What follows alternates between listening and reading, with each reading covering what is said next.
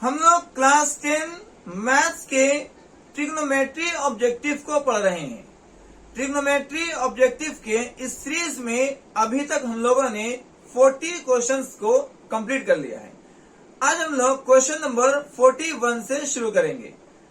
Question number 41 में आपको दिया हुआ है कि यदि 2 sin alpha is equal to 2 हो तो sin अल्फा का मान क्या होगा। ठीक है, आपके क्वेश्चन में दिया हुआ है यदि 2 sin alpha is equal to 2 हो तो sin अल्फा का मान निकालना है। तो जो क्वेश्चन में दिया हुआ है पहले आपको उसी को लिखना है। 2 sin alpha is equal to 2 दिया है, तो यहां से पहले आप sin अल्फा का मान निकाल लें। sin अल्फा हो जाएगा sin alpha is equal to 2, और ये जो 2 है ये sin अल्फा के साथ मल्टीप्लाई में है, तो ये 2 यहां से डिवाइड में आ जाएगा। तो 2 से 2 जो है 1 टाइम में कटेगा, तो अब लिखेंगे sin alpha is equal to 1। आपको sin अल्फा का मान यहां से 1 आ गया है। अब आपको देखना है कि sin कितना डिग्री का मान 1 होता है।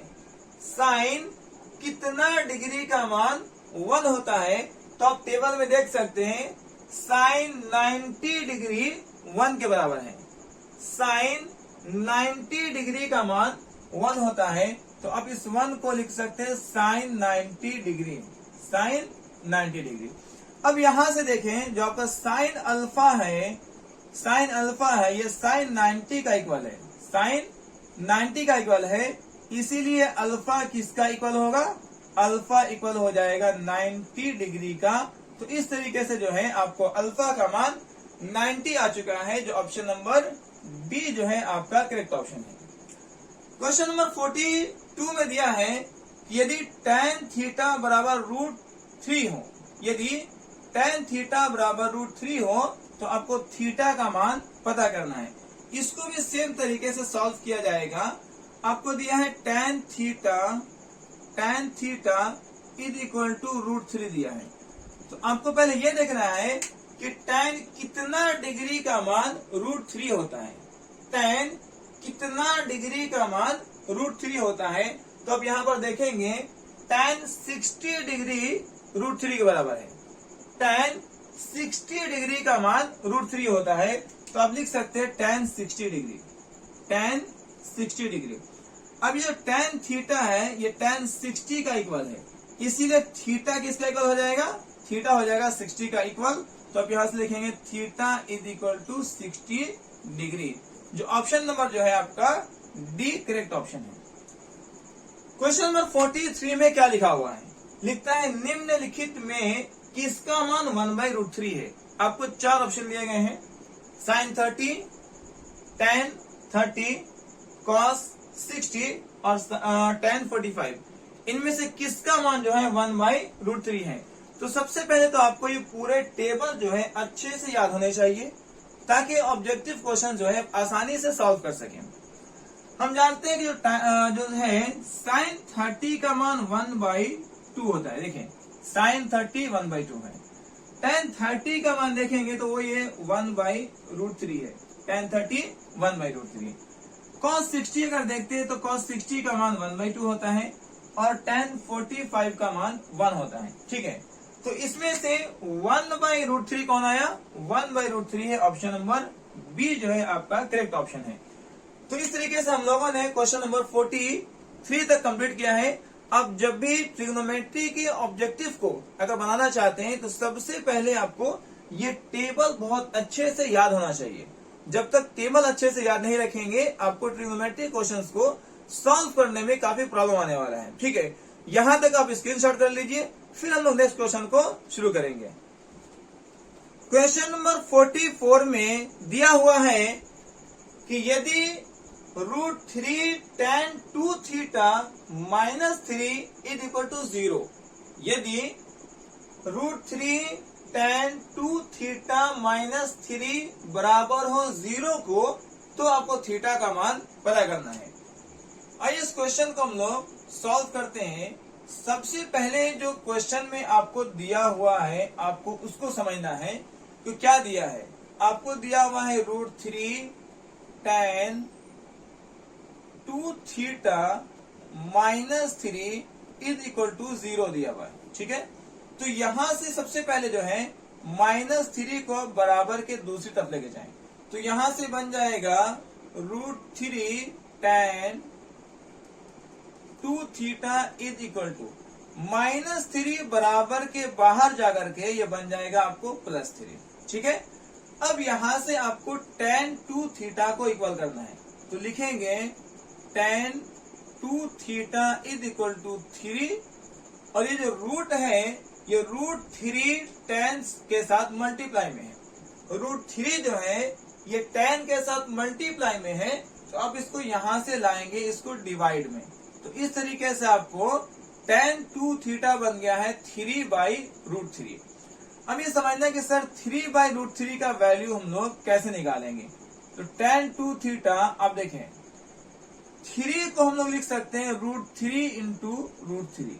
√3 × √3 करेंगे तो ये 3 आ जाएगा, और बाय में √3 है तो अब इसको √3 ही रखें, और यहां से √3 जो है कट जाएगा। अब आपके पास में आ गया है tan 2 थीटा = √3।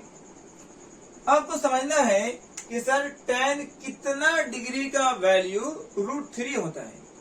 tan कितना डिग्री का वैल्यू √3 है, तो आप जानते हैं कि tan 60 का वैल्यू √3 है, तो यहां से आप लिखेंगे कि सर ये जो है √3 tan 60 का वैल्यू होता है, tan 60, और यहां से थीटा जो है थीटा का इक्वल हो जाएगा। मतलब ये हुआ कि 2 थीटा = 60 डिग्री, देयरफॉर थीटा = 2 से 60 जो है 30 टाइम में कट जाएगा, और ये आप जो है थीटा का वैल्यू फाइंड कर चुके हैं 30 डिग्री। तो आपको ऑप्शन नंबर बी जो है करेक्ट ऑप्शन है। तो ये कई बार क्या होता है कि क्वेश्चंस को थोड़ा सॉल्व करके आपको ऑप्शन सही करने होते हैं, तो बहुत ज्यादा जल्दबाजी की जरूरत नहीं है। एग्जाम में आपको बहुत ही शांत तरीके से क्वेश्चन को सॉल्व करना है। ठीक है, अब यहाँ पर देखिए क्वेश्चन नंबर 45 में आपको दिया हुआ है tan 45 अनुपात tan 60 का वैल्यू क्या होगा। तो यहाँ से आप इसको बहुत आसानी से सॉल्व कर सकते हैं कि सर tan 45 का वैल्यू अगर हम जानते हैं तो tan 45 हमारा 1 हो जाता है, तो ये हो गया 1 अनुपात दिया हुआ है tan 60 का वैल्यू अब देखेंगे तो tan 60 है √3, तो ये √3। अब आपको देखना है कि 1 अनुपात √3 जो है हमारा कौन सा ऑप्शन है, तो ऑप्शन नंबर सी जो है आपका करेक्ट ऑप्शन है। ये बड़ा ही इजी सा क्वेश्चन था।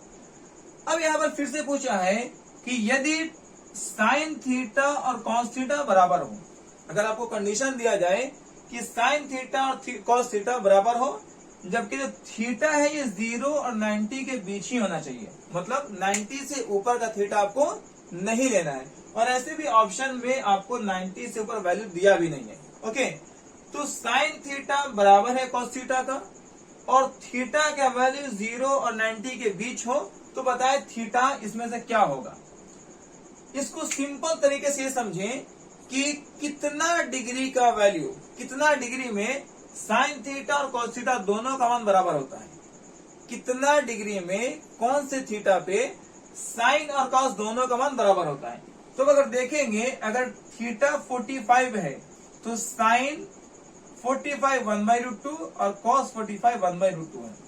ठीक है, आपको क्वेश्चन में ये पूछा कि थीटा का क्या वैल्यू होगा, कौन सा डिग्री होगा, कौन सा एंगल होगा जिस पर साइन भी बराबर हो और कॉस भी बराबर हो, दोनों का मान सेम आता है। तो यहाँ पर ध्यान से देखें, साइन 45 भी 1/√2 है, कॉस 45 भी 1/√2 है, तो ये एंगल क्या है 45, थीटा क्या है 45। तो आपको जो थीटा आ गया है वो थीटा है आपका 45, जिस पर साइन का वैल्यू और कॉस का वैल्यू क्या होता है, आपस में इक्वल होता है। आप इसको स्क्रीनशॉट कर लीजिए। क्वेश्चन नंबर 47 में आपसे पूछा गया है कि यदि थीटा = 30 डिग्री हो, अगर थीटा का मान 30 डिग्री हो, तो बताएं 2 tan theta by 1 minus tan square theta का मान क्या होगा। देखिए क्वेश्चन में कई बार आपको ऐसे क्वेश्चन पूछे जाएंगे जिसका डायरेक्टली आप देख करके आंसर बता सकते हैं कि कौन सा ऑप्शन सही होगा, लेकिन कई बार जो क्वेश्चन पूछे जाएंगे उसको प्रॉपरली सॉल्व करना पड़ेगा और सॉल्व करने के बाद ही आप बता सकते हैं कि इसका आंसर जो है कौन सा सही है, कौन सा ऑप्शन इसका सही होने वाला है। तो ये जो क्वेश्चन है इसको डायरेक्टली जो है आप नहीं बता पाएंगे कि कौन सा ऑप्शन सही है। इस तरह के क्वेश्चन को आपको प्रॉपर तरीके से सॉल्व करना पड़ेगा। तो आइए क्वेश्चन को हम लोग पहले सॉल्व कर लेते हैं। आपको क्वेश्चन में दिया हुआ है 2 tan theta by 1 minus tan square theta का वैल्यू क्या होगा। जबकि थीटा आपको लेना है 30 डिग्री, तो आप लिख सकते हैं 2 tan थीटा के जगह पर क्या लिख देंगे 30 degree 1 minus tan square theta बन जाएगा 30 डिग्री। ठीक है, 2 जो है tan 30 के साथ मल्टीप्लाई में है, तो आप लिखे 2 इंटू क्योंकि 2 जो है tan के साथ मल्टीप्लाई में है तो लिखना है 2 इंटू। अब tan 30 का वैल्यू आप जानते हैं 1/√3 होता है, आप लिखेंगे 1/√3 डिवाइड 1 माइनस tan 30 1/√3 है, tan 30 1/√3 है और tan पर स्क्वायर है तो आप इस पर स्क्वायर लगा देंगे।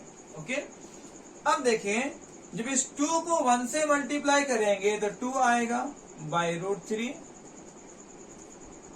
1 माइनस 1 का स्क्वायर 1 और √3 का स्क्वायर 3।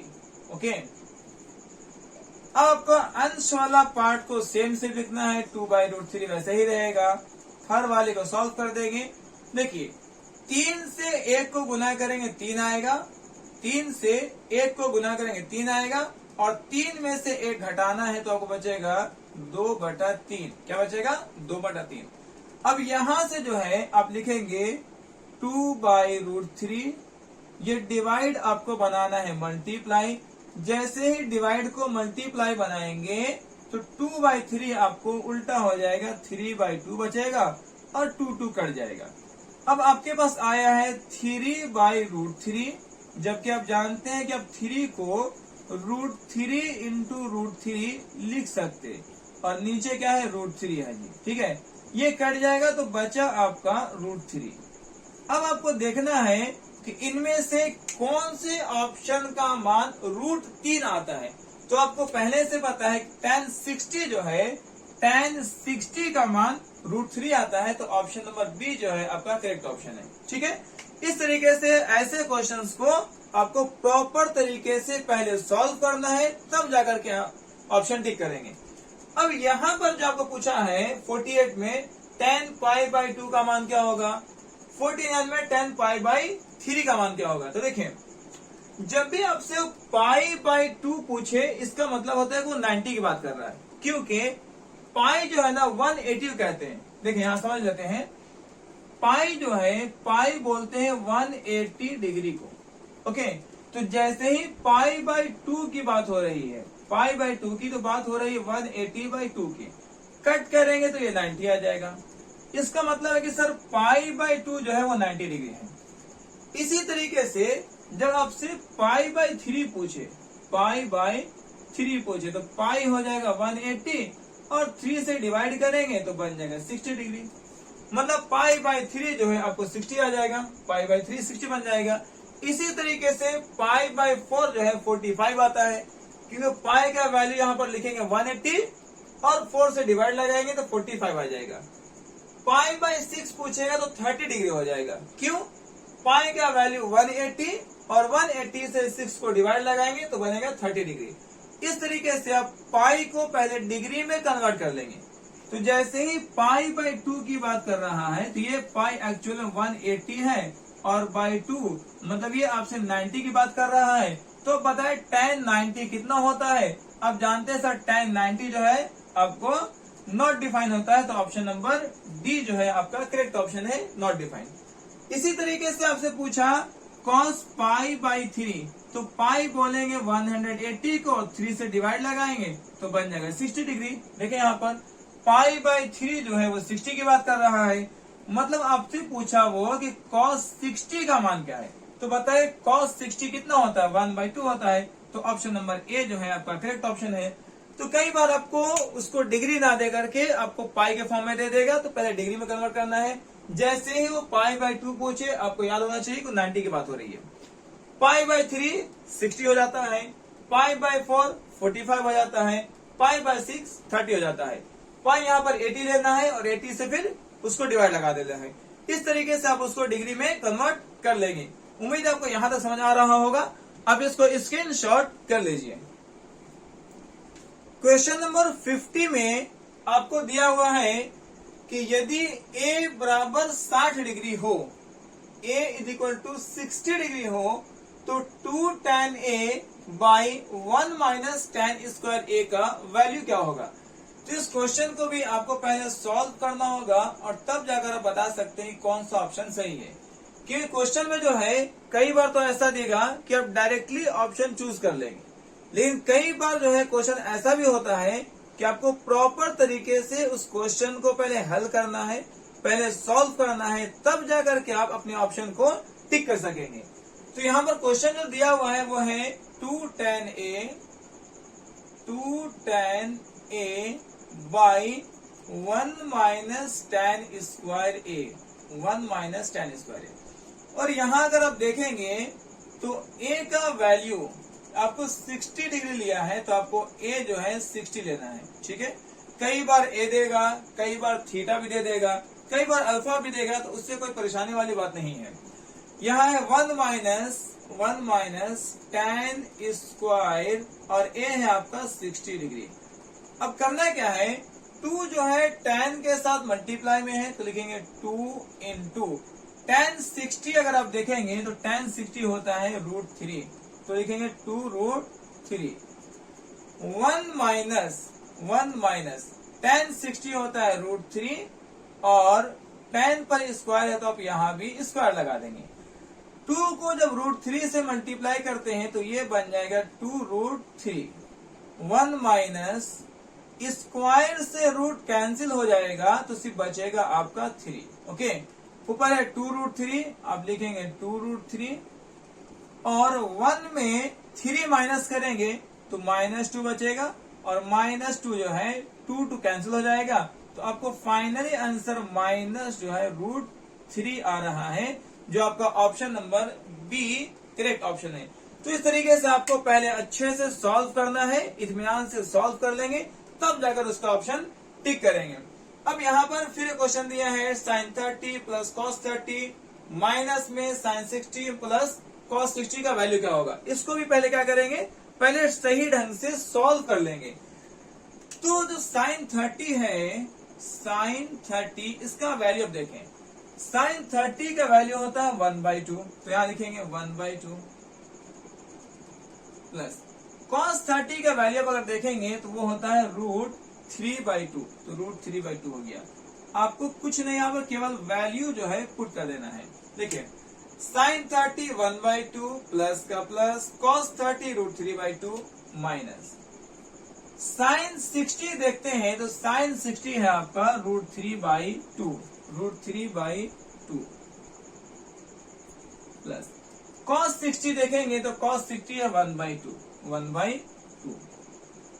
अब अगर दोनों का ध्यान से देखेंगे, दोनों ब्रैकेट में सेम नंबर ऐड किए गए हैं, 1/2 प्लस √3/2, 1/2 प्लस √3/2, और ये दोनों कट करके आपको फाइनल आंसर क्या देंगे, 0। तो ऑप्शन नंबर बी जो है करेक्ट ऑप्शन है। इसको आगे सॉल्व करने की जरूरत नहीं है, क्योंकि दोनों ही ब्रैकेट में सेम नंबर को ऐड करना है, तो लास्ट में क्या हो जाएगा, वो कट करके 0 आ जाएगा। अब यहाँ पर जो है आपको क्वेश्चन नंबर 52 में आपको दिया हुआ है sin π/4 माइनस cos π/4 का वैल्यू क्या होगा। जैसा कि बताया गया था कि π/4 जो है 45 डिग्री आता है। देखें π/4 बेसिकली 45 डिग्री कहते हैं, तो आपको sin 45 डिग्री का वैल्यू पूछ रहा है। क्या पूछा कि sin 45 डिग्री क्या होगा, तो sin 45 है 1/√2, यहाँ लिखेंगे 1/√2 माइनस cos 45 क्या है, तो cos 45 भी 1/√2 है, लिखेंगे 1/√2 और 1/√2 1/√2 कट करके आ जाएगा 0। तो ऑप्शन नंबर बी जो है आपका करेक्ट ऑप्शन है। तो यहां तक जो है आप इसका स्क्रीनशॉट कर लीजिए, फिर हम नेक्स्ट क्वेश्चन को सॉल्व करेंगे। क्वेश्चन नंबर 53 में दिया हुआ है कि त्रिभुज एबीसी जो है एक समकोण त्रिभुज है। त्रिभुज एबीसी कैसा त्रिभुज है, त्रिभुज एबीसी एक समकोण त्रिभुज है और जहां कोण सी जो है 90 डिग्री हो, कोण सी 90 हो, तो आपको cos A प्लस B का मान बताना है। तो यहां पर क्या करेंगे, सबसे पहले एक समकोण त्रिभुज जो है यहां बना लेते हैं। ये रहा आपका समकोण त्रिभुज, ठीक है। इस समकोण त्रिभुज में कोण B जो है, कोण जो है C, उसको 90 लेना है। तो ये है 90 डिग्री, ये है 90 डिग्री, इसको आपको C लेना है और ये A और B बन जाएगा, ठीक है। अब जो है आपसे पूछा गया है cos A प्लस B का मान क्या होगा, cos A प्लस B आपसे निकालने बोला गया है, ठीक है, cos A प्लस B। अब जानते हैं कि तीनों कोण, कोण A, कोण B और कोण C, तीनों मिल करके 180 बनाते हैं। तीनों कोण मिल करके 180 डिग्री बनाते हैं। अगर अकेले कोण C अगर 90 है तो ये वाला कोण और ये वाला कोण, कोण A प्लस कोण B क्या हो जाएगा, ये भी 90 होगा। 90 और 90 180 हो जाएगा। इसका मतलब है कि सर कोण A और कोण B दोनों मिल करके 90 बना रहे हैं और कोण C 90 है ही, तो 90 प्लस 90 180 आ जाएगा। इस तरीके से A प्लस B जो है आपका 90 डिग्री है। तो यहां से लिखेंगे cos A प्लस B कितना डिग्री है, 90 डिग्री। और अब जानते हैं cos 90 का वैल्यू जो है वो 0 डिग्री होता है। cos 90 का वैल्यू 0 डिग्री होता है। तो इस तरीके से आपका ऑप्शन नंबर ए जो है सही है। cos 90 डिग्री का वैल्यू क्या होता है, 0। अब हम लोग आते हैं क्वेश्चन नंबर 54 में। आपसे पूछा गया है cos 60 into cos 30 minus sin 60 into sin 30 का वैल्यू बताइए। आपसे क्या पूछा गया, आपसे पूछा गया है cos 60 into cos 30 minus sin 60 into sin 30 का मान क्या होगा। तो cos 60 का मान क्या होता है, cos 60 का मान होता है 1/2। आप लिखेंगे cos 60 1/2 इंटू cos 30, तो cos 30 होता है √3/2।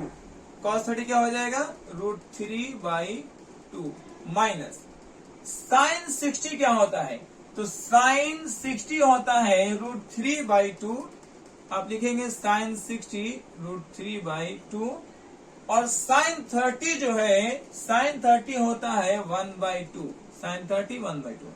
अब यहां से अगर आप देखते हैं तो दोनों सेम नंबर है, तो √3 को 1 से मल्टीप्लाई करेंगे √3 आ जाएगा, 2 2 जा 4 माइनस √3 को 1 से मल्टीप्लाई करेंगे √3 आएगा और 2 2 जा 4। तो ये कट करके आंसर क्या दे देगा आपको, आंसर आ जाएगा 0। तो ऑप्शन नंबर सी जो है आपका सही ऑप्शन है। अब आपसे पूछा है क्वेश्चन नंबर 55 में कि sec 60 डिग्री किसका इक्वल होता है, cosec 30 का, cosec 60 का, cot 30 का या tan 60 का। तो इसमें आपको सभी के वैल्यूज आपको पता होना चाहिए। sec 60 डिग्री का अगर मान देखते हैं तो sec 60 डिग्री का मान होता है 2, sec 60 डिग्री का मान होता है 2। अब आपको पता करना है कि इनमें से 2 किसका मान है। तो देखिए सबसे पहली बात सर cot और tan में तो 2 वैल्यू आता ही नहीं है। अगर देख रहे हैं ध्यान से आप यहाँ पर, तो पूरे tan और cot वाले मान में कहीं भी आपको 2 करके तो नहीं दिया हुआ है। तो या तो cosec 30 होंगे या तो cosec 60 होंगे। तो ध्यान से देखते हैं तो cosec 30 जो है वो 2 है और cosec 60 जो है वो 2/√3 है। तो आपसे किसको पूछाता है 2 किसका इक्वल है, तो ये cosec 30 का इक्वल है।